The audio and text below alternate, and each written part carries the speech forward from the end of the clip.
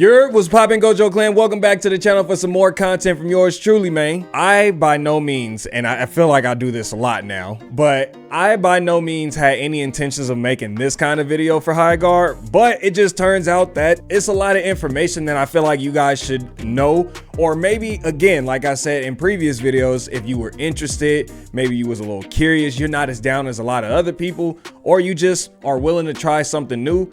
I wanted to let y'all know they got some shit cooking up, man. They got a lot of things planned. They just put out a roadmap, so I wanted to kind of look at that. They talking about a new character in the game already, and they gave us a little preview of what the character design gonna look like. They even let us know what his abilities is gonna be, so I wanted to kind of cover some of that stuff. And while that's going on, I do have some gameplay of just random gameplay of HighGuard that's gonna play in the background, so you're not just looking at the same old stuff. So look, getting into it, I figure I might as well show y'all the roadmap first. A new warden, new map, ranked, and a new mount is all coming in part 1 of episode 2, and that's February, obviously. Now, we knew we was getting ranked this upcoming week. We knew there was gonna be some other quality of life changes and updates and stuff like that they was gonna push out, but I didn't fully expect a new warden already. So that is interesting. And before we even really get into everything else, I do want y'all to see exactly what I'm talking about. Tell me this nigga don't look like Blade. This is they knockoff version of Blade. And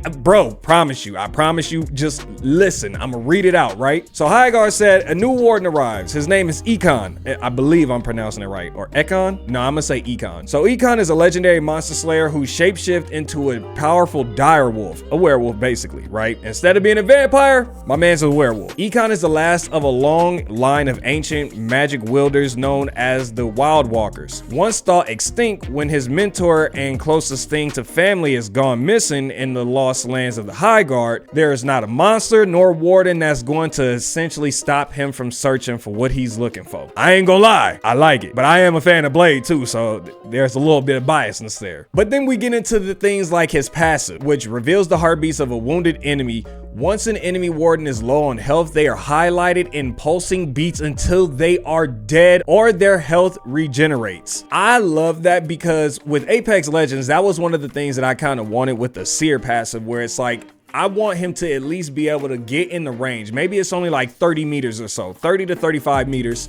And the closer you get, the more you hear it. Now, again, I understand there is a lot of things that can go wrong with that because you hearing way too much going on at once. But it was just like an idea that I had. So the fact that essentially he's going to be able to see enemies because of their heartbeats and they're going to get highlighted, I think that's fire. But getting into the tactical, which is the Wolf Spirit, this is where Ekon is going to unleash a spirit wolf to hunt the nearest enemy and apply dread. Now, exactly what is dread, I'm not sure, but it's gonna do it. The Wolf Spirit travels long distances. It can move through walls, it can move through rocks, and all kinds of different structures to find the prey. But caveat, y'all, if they see this, apparently it's gonna have like a physical body or a spiritual body that they can see, and they gonna be able to shoot it down. So keep that in mind. But I'm wondering, with the passive, let's just say you do throw that in there, does the wolf share your dread passive? So even if it gets shot down, does it still see the enemies and reveal them like a recon character? You know what I mean? I think that would be tough too. They also want you to know that this ability can be cast while he's in his human form or his wolf form, which, yeah, we about to get into that. Fearsome Howl is his ultimate, which he applies dread to all the enemies across the map and increases his movement speed. This ability can also be performed while in his human or his wolf form. Again, I don't know what this dread is, but all I know is movement speed. I like that. And I would only assume even when he uses this ultimate, he still kind of gets that same ability of like just being able to track his enemies and see them and stuff like that. Cause again, it just all seems to work one-in-one with his kit based off of that passive. So I think the passive is going to be a lot stronger than people are going to want to give it credit for, but we'll see. But with all that being said, we got to talk about this wolf form, which Ekon doesn't ride an animal in the battle like the rest of the wardens. He actually becomes the werewolf. Now, when he does this, he transforms into a powerful dire wolf that tracks down around and hunts the enemies. And apparently, y'all, it's supposed to be significantly faster than every other mount in the game. It says throughout a full third-person point of view, the direwolf can see around cover while moving in for an attack. Weapons are laid down in favor of Ekon's deadly bite attack. Now, before we keep reading, I do have something I'm curious about, and I guess I would say a little worried. In this form, I don't want it to be clunky. Now, from the sounds of it, it's after he uses this bite, he's done being inside the wolf form. So you get the crazy movement speed. I'm pretty sure you get to leap higher than everybody else as well. You get crazy movement, but you get one attack from the sounds of it. I just don't want it to be this big mess and it doesn't feel natural, I guess. I know it's a video game and I'm not asking for it to feel like a real wolf or anything, but I don't want it to be like clunky and robotic, you know what I mean? But anyways, that's just the little bit of gripe that I got with it, with the camera possibly being a little wonky and the movement and stuff like that, especially after the attack. But okay, let's get back to it. So after he uses the bite, or I guess when he's using the bite, he's gonna dash for it and bite the prey before immediately transforming back into a human, which I let y'all know already, and then you can finish off the job in your human form. It also wants you to know attacking without a target will allow Ekon to perform a small air dash to traverse the maps for more athletic movement. And in addition to this wolf form, when y'all turn into it, you can track your enemy's scent. Again, kind of getting back to the passive, but now it's just giving you way more ways to be a recon character. He can also use all his other abilities while he's in this form, so that's kind of tough. So you get to shoot out a spirit wolf out there, have the passive, track down niggas' scents, and use your ultimate to kind of give them dread. Again, whatever the hell that means. I think it's cool. That's Ekon. Dope character. I love the concept of him.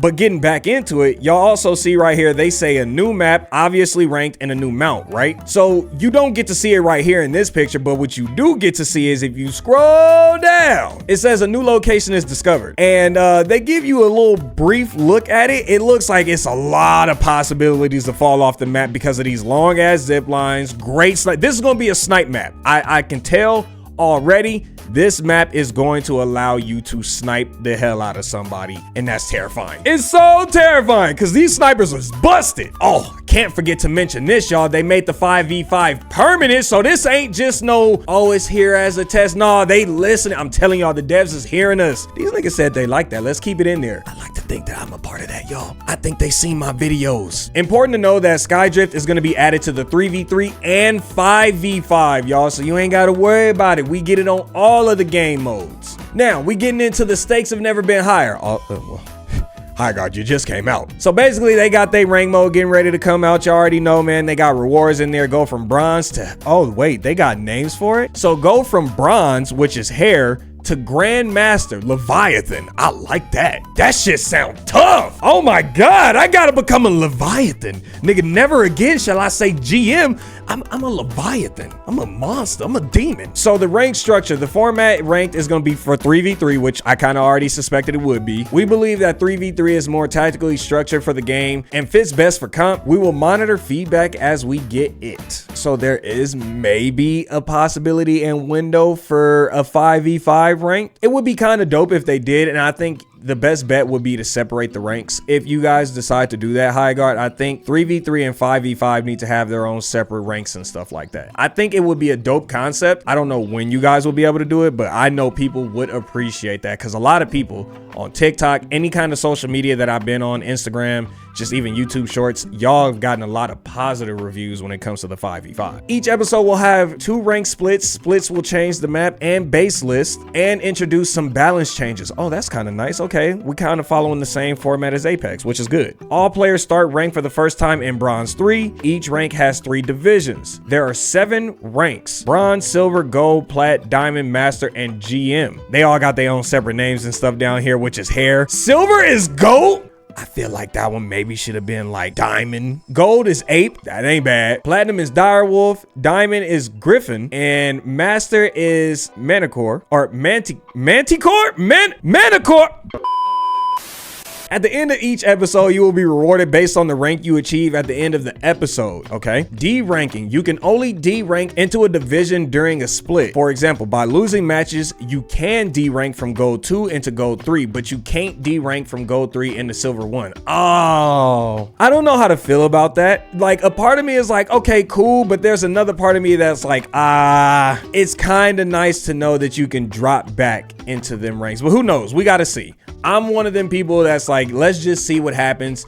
It might work out for the best. Me personally, right now, because of all the games that I play and the fact that you can drop out of one rank into another one, I don't mind it. I guess I've just gotten used to it over years. But anyways, at the start of every split, you will not D-rank at all. At the start of every episode, you will be moved back 6 divisions. Damn! It's just 2 full ranks, but okay, maybe that's why. Players will team up with 2 tier differences. A 2-person party must be within plus or minus 1 tier of each other. A full party of 3 can mix any ranks and be able to play. Oh, okay, that's kind of nice. You'll queue into the rank of the top ranked player. That's kind of nice too. I feel like that's how it should be, but not all games follow that. If you're playing without a party, you'll earn solo modifier. You'll gain more points and lose less per match. Oh, that's a dub. Yeah, we love to see that. You'll get loss protection for playing matches all the way through. It will get automatically spent to stop you from losing RP. Oh, okay. Loss protection is nice. Early leaver penalties is more severe in rank. Leaving early counts as 2 strikes and resets your loss protection. Thank you. HighGuard, great.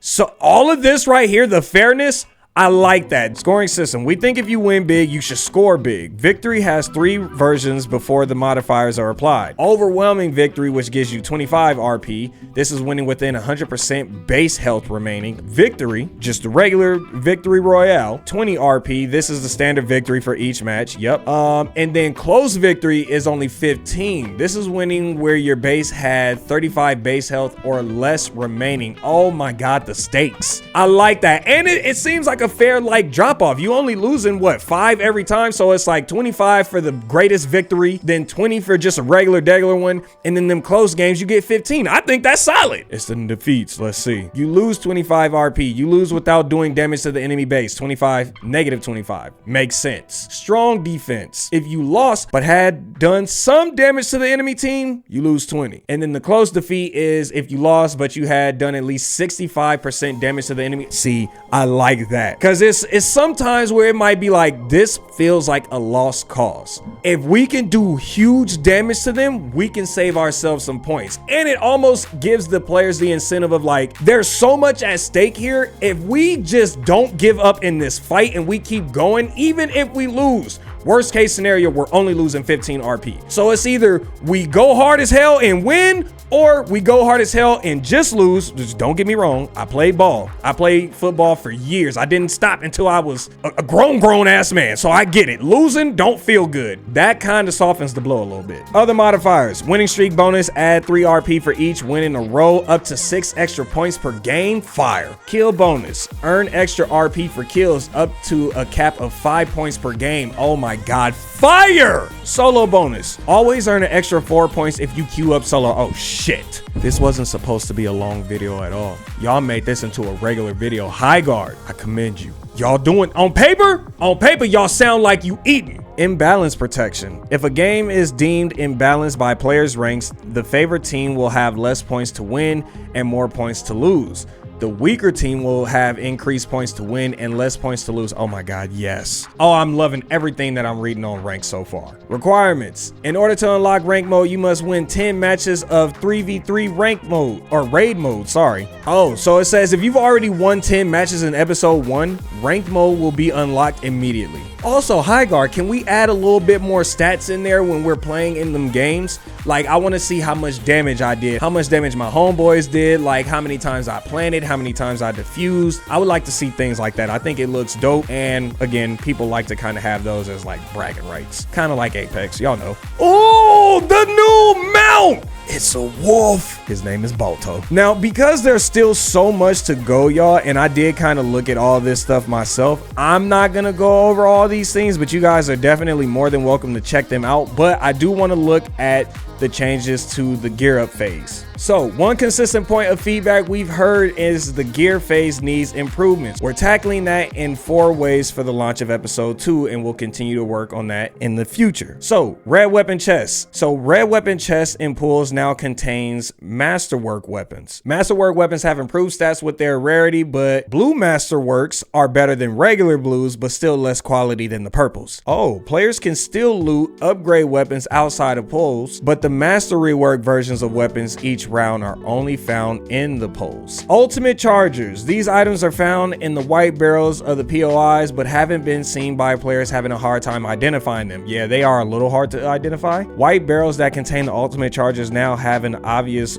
gold glow. That's nice. Waypoint icons will guide players towards the point of interest. They're also pingable so players can communicate without voice comm. This map will also communicate the POIs, contains masterwork weapons and the ultimate chargers. And finally, we got speed gates. Speed gates are always on the way. This should allow players to get back to fights after respawning. Oh, that's fire. I still think we need to tone down the time a little bit of this gear up phase, especially with, again, like I said before, y'all, the gear up phase is like 2 minutes.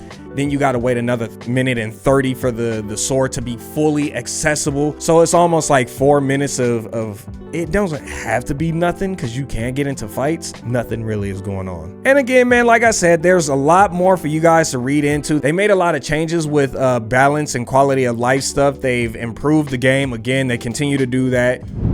Woo! That was a lot. Very informative and very good changes. HighGuard, y'all are definitely on the right track, man. I think y'all are doing great. You killing the game. I think that there's still a lot of hope for this game to bring in a very large player base because it's so, to me anyways, it's really, really interesting, and I love how it's played, especially with the 5v5. Now, again, HighGuard, not necessarily needed. I would definitely love a 4v4. I think having 3 options like that, and then obviously later on as you go, add new game modes and stuff like that. The roadmap already showed y'all, you know what I'm saying? Again, here it is one last time for anybody that wanted to see it. The roadmap lets you know what's coming. They got new game modes, new loot items, new amulets, weapons, all kinds of stuff getting ready to drop. So, I mean, it's a lot to be excited for within this year. But that's all I got for y'all, man. I've been chatting a lot and I'm out of here. I want to try and get this video out to y'all as soon as possible. So I'm going to shut the hell up and I'll catch y'all on the next one. Peace and air grease.